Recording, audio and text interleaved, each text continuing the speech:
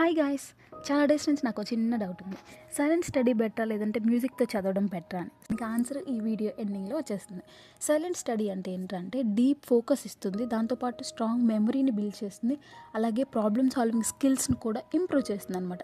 Especially ECE కానీ, mathematics కానీ, వీఎల్ఎస్ఏ లాంటి డొమైన్స్‌లో లాజిక్ హెవీ సబ్జెక్ట్స్‌కి బాగా ఇంప్రూవ్ ఇస్తుందనమాట.